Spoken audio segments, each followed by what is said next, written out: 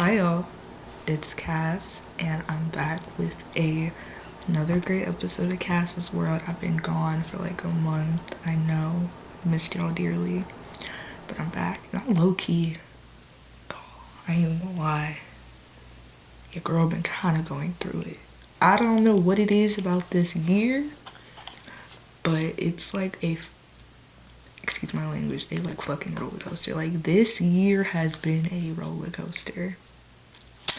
But how have y'all been? I hope y'all been great. I hope everybody's been staying hydrated, getting in the sun, enjoying their summer the best they possibly can, and living their life. I wish nothing but the best for all of my listeners. But when it comes down to me, it's been a roller coaster. Past couple days, I've been trying not to cry, been trying not to throw up, been trying not to like bed rot. I've been going through it. Due to a little minor situation. If you know, you know. If you don't, keep it that way. A little bit embarrassed, but I'm gonna be straight regardless. Yeah, it's been a roller coaster. But I know when I feel myself depleting, I can always come to my podcast and I can kind of catch a grip and come to my safe space and talk to y'all, whoever is out there listening, I don't know. And just kind of tap in, because yeah. So if you've been keeping up, I've been on Substack. I got on Substack like a month ago.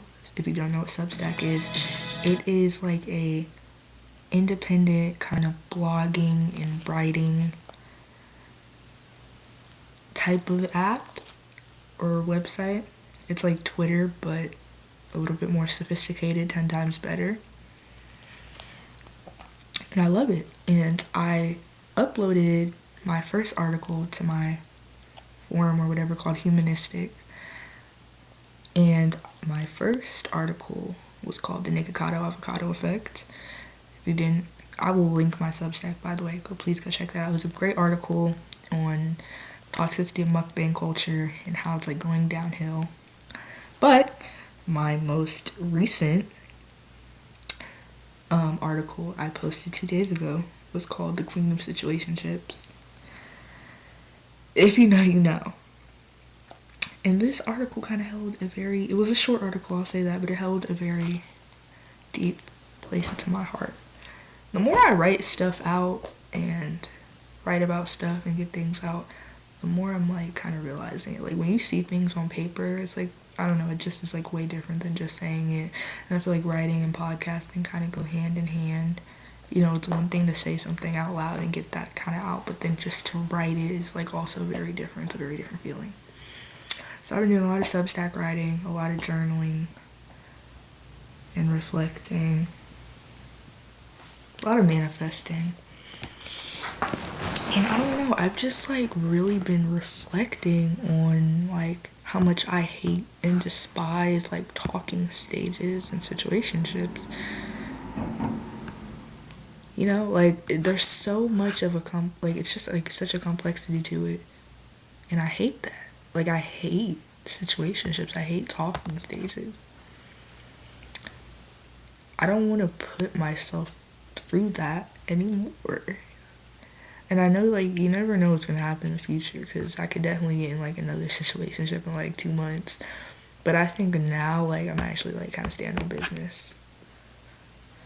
And, like, really stepped away from that. Because I came to the realization that it's just not conducive at all. It's not. It's too confusing.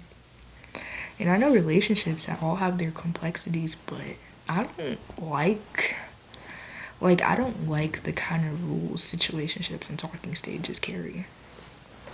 And I talked about this in my new piece. I was like, you know, we're supposed to be doing relationship things without technically doing relationship things. It's like an imbalance there, and I hate that. I feel like every situation, when I reflect on situationships and talking stages that I've kind of been in, it's always been such a terrible imbalance. And of course that could just be me having terrible taste in people, Granted, however, like, I think it's like a universal kind of feeling in the end, because someone always carries more weight than the other. And I hated that. So when I reflected on my last relationship that I just got out of, if you know, I got cheated on in the beginning of the year. That's been that situation. It's been a very hard situation to deal with, and all the baggage that came with it after the fact. But I look back on that relationship and I remember we did skip the talking stage. We did not take things slow at all. But I don't regret that though. I don't regret it. However, I feel like I wish I had a little bit more insight into what I was going through. Or I wish they had a little bit more insight before they knew what they were getting into. I don't regret it though. But I realized in my last relationship, I moved super fast. And I think I was so happy that I got to skip that awkward ass, like, weird talking stage. We were just there and we felt comfortable enough. I think I was really happy with that. And I think while I don't think rushing is always the best answer either, I don't think the talking stage is really, and it also just really depends on the person as well. But I don't think the talking stage is really for me. I don't think I want that. I don't think I want to, like, have that imbalance, that constant questioning. Because the talking stage can get very stressful. I won't lie. And like I said, this all depends on the person. Like, it really just depends on the person because everybody is so different and everybody acts different. So, yeah, I came to the realization that talking stages aren't for me. Because the science behind it, right? In the talking stage, you're supposed to be figuring out if we can go higher than a relationship or we need to stay at like a friendship or strangers, which is like, okay, cool. So it's like in between, right? But it's like, for me, in my experience, it's always been like someone is like, they're using it as a way to kind of take advantage of the fact that we're not together. So, like, how do I describe this? Because, like, in my head it's making sense, but I'm trying to make sure it sounds right when I say it. I don't know. I think this is why some people have scripts, but I think that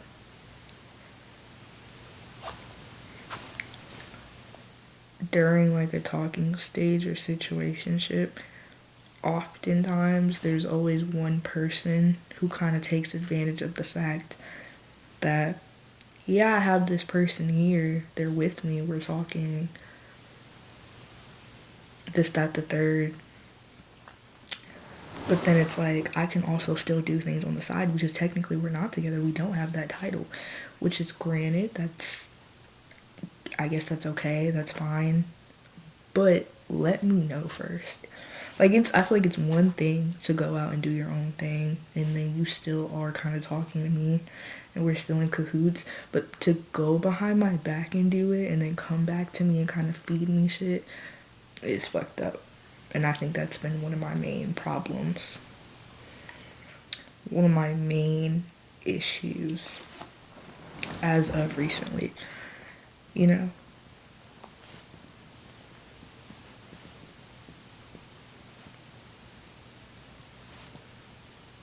Sorry, I'm on my Substack right now. I'm going through my own article. I'm very proud of this article. It's very short, but it's very of me, I feel like. Because it's definitely all things I've pieced together over the past, like, 2025. Over the past, like, 3 years. It's just, like, knowledge. Even with friendships. It's just stuff I've definitely felt like I've pieced together. For sure. So I read this other article by one of my other favorite Substackers named Shay. They wrote an article called The Weight of Wanting Love. And it's like one of my favorite pieces I've read. And at the end of their Substack article, they said something that, like, 2 paragraphs worth that, like, really stuck with me, and I reposted it on my story if you saw it. But she said, I quote, "I think that's what scares me the most. That maybe I've been chasing something that doesn't exist. That maybe love, the way I have imagined it, is just a story I made up to fill the gaps. But I do know this. I can't keep losing myself in love. I can't keep seeking it in people who don't have the capacity to give it back. I can't keep breaking my own heart by believing that if I just love a little harder, they'll finally see me. I am tired. And for the first time in a long time, I don't want to chase anymore." End quote. Oh, wait, no, that's not. Maybe that's the first step towards something. End quote. That... Oh, I thought my audio paused. I was scared. That was one of the most realist things I have read as of recently. I'm really falling in love with this app, by the way. Like, I suggest everyone get on Substack. But that was one of the realest things I've read in a long time, because I felt that. It touched me in a way. Because that kind of, like, what is the opposite of an ego death? But it's like something in you dies to where you don't want to, like, have, like, this, what, I'm about to Google that. But back to my point, it really hit me, because it was like, damn, I'm realizing I don't want to do this shit anymore either. I'm tired. And not even just in, like, relationships. I'm talking about, like, friendships and people around me and draining family members. Like, I don't want to keep that up if I don't have to. I don't want to chase you and try to make you see something in me that you don't even care to look at. You know? It hit me, because I think for a long time, I spent a lot of my life trying to get people to stay around me and try to keep people locked in that didn't really want to stay locked in. It's a hard pill to swallow. It is a hard pill to swallow, but it's like a maturity thing I've had to realize. Because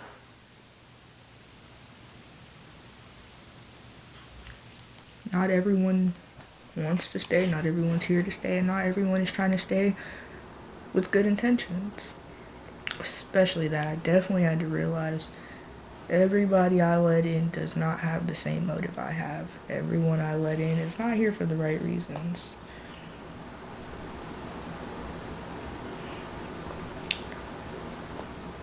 And that hurts to also accept. But we all gotta take an L. And I don't think it's the biggest L, because at the end, I'm just realizing something that's trying to protect me. And I'm not mad at that. I'm not. And with my most recent situation I've been going through, if you know, you know, it's been a hard pill to swallow. It's been coming in my dreams bugging me. And if you know me, you know I am a big dreamer. I dream consistently. It's been bugging me in my dreams, and I've been trying to, like, push past it. But it's, like, slowing me down. You know, I'm about to go back to school. I'm about to be locked in again. And, you know, when I first got cheated on in the beginning of the year, mind you, that was my first serious relationship in a very long time. So when I first had to deal with that and, like, really mourn that, it was bad. But I was so locked in with other shit that I couldn't just break my grind to, like, really mourn it. So it's still a weight I'm trying to get off of me. But what I'm not trying to do is I'm not trying to sweep it under the rug and keep it in until I fucking explode myself in, like, a hole or something. That's what I'm not doing. I'm not doing that anymore. But what I'm trying to do is I'm trying to sort through it and kind of love myself through it. Because not everything is my fault. Not everything is my fault. I am not the cause of all destruction. And for a really long time, majority of my life, I think I did. But, and I'm talking to you, whoever is listening to this, whether you know it or not, you are not always wrong. You are not always wrong. You may not always be right, but you are not always wrong. And you can only control what you can control. If someone decides to hurt you when you've only shown good intentions, that's for them to sort through, and that's the karma for them to take on. You played your part. You did what you could to be a good person and to show them who you are, and they lacked behind on that. So don't let unnecessary guilt eat at you, cause that'll kill you quicker than a heart attack. No shade. Unnecessary guilt and carrying guilt of something you didn't even do will kill you. I don't know the full science behind it, but I'm pretty sure that can kill you. Like, guilt, but like, I'm not even talking about just like, well, I feel like guilt varies, but I'm talking about like, well, I'm talking in the forms of me, because when I was carrying guilt about shit that had nothing to do with me, I was going through it. Because there are some people who really will make you feel like it's all on you. But sometimes you gotta step out the room, really look around, look at everything, analyze real quick, and be like, no, and walk away. I read another good article on Substack too, to even go along with this, and this was called, what was it? Oh, sometimes disappearing is a form of self-respect. And I highly respect that, because before I ever argue with a bitch, curse somebody out, send a paragraph, I'm gonna leave quietly. I'm gonna leave the situation quietly. That's the best thing I know how to do. I can't give people any of my energy because it's too goddamn high. I can't do that. And I'm glad I learned that at a young age, because bitches been picking at me my whole life. And at the end of the day, I'm here, you're there. No shade. But, yeah. Disappearing is the best form of self-respect. Well, and it really, once you really walk away out the situation and you're like looking at it from the outside, you realize you did the best thing you could ever do for yourself. I say about a year ago, I had a debate with a friend about adapting versus releasing, and how I'd rather release myself from a situation that does not serve me all the way good than to just adapt to it. And they told me that adapting to it, and instead of just walking away and letting it get the best of me. But who cares if it gets the best of me? I'm walking away for me and my sanity. I don't care to stay here and hold up pride that I don't need to even be carrying. Girl, no, fuck that. I'll walk away. I'll slam the door too before I ever like sit in rooms I'm not wanted in. Damn sure, no. Never. That was a great article too. What was my favorite quote from that article? Cause what? Yeah, so they say, there are moments in life when stepping back doesn't mean giving up. It means choosing yourself. Maybe if you've been in places around people that quietly steal your energy, where your presence feels heavily. I cannot read. What the fuck? Let me restart that. Let me run that back. Maybe you've been in places or around people that quietly steal your energy, where your presence feels heavy instead of light. You feel like isolating yourself and disappearing in the woods. Disappearing isn't about running away. And I think we sell people that running away from your problems isn't going to do anything. But if the problems aren't really meant for me, they're not really technically my problems, why can't I walk away? Why do I have to deal with something that I technically don't have to deal with? That's never made sense to me. Like, I've never understood that, why some people will bound themselves to situations that will literally not affect them if they walk away at all. Like, no repercussions. I've never completely understood that. I know maybe you can have like an unhealthy like bond with something or someone and it can make it hard, yes. I understand that. I'm not going to discredit that at all. But more so in a general sense, like, I never understood that, because I know some people be like, well, you don't want them to get the best of you by walking away. But they are getting the best of me by staying. They're getting all of me if I'm staying. They're taking more from me if I just stay here and accept the BS I don't have to accept, you know? So when we had that debate like a year ago, I was kind of confused by their point, but I gave them credit. You know, I feel like adapting, sometimes it can be for the best. However, if I don't have to, if I don't want to, I don't need to. And I will always choose myself over a situation that does not serve me. Because I think sometimes we forget not every situation is meant for us. Like, it's really never meant. Some things you'll walk into something thinking it's really for you, and it's really, really not. And it's gonna be sad, like, for the first, like, couple of times you realize it. But then, like, once you realize, like, I think I'll be straight. Because something may not be for you now, but I promise you in the near future there's something 10 times greater, better, and more powerful waiting for you. Trust me, I know. Trust me. Listen, if you don't protect your peace, who will? Question mark. Answer that. Let me know. That's a real ass quote. I love Substack, and that was a article by Preet. I'm gonna just link these two articles, and then I'm gonna link my own Substack if you guys want to see more writing from me. I talk about my podcast on Substack. If you guys want to get to know me more on there, I feel like my podcast and my Substack are both very intimate pieces of me.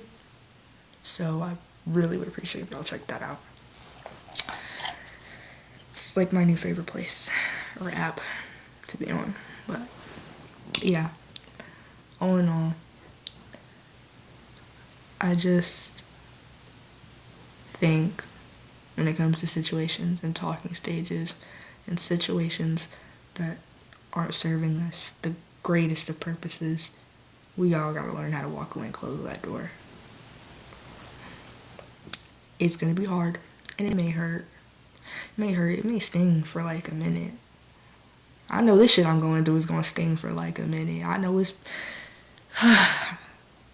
but as the great Meg Thee Stallion said, I may go through shit, but I get through shit. And honestly, this is probably like a little pinch compared to all the other BS I've been through. So honestly, I'm sweating it, but I'm really not trying to sweat it too bad, because at the end of the day, who got me more than me? I'm gonna be good. I hope so. I need y'all to pray for me. Or do something for me, please. But yeah, this is just like a little think piece episode I wanted to drop. I honestly feel better just recording it. I love my podcast. I love everybody who streams. Thank y'all for streaming. Interview coming out Friday. I think we got an interview coming out Friday. One of these sometime this weekend, so stay tuned for that, for a date. But yeah, I love y'all so much, and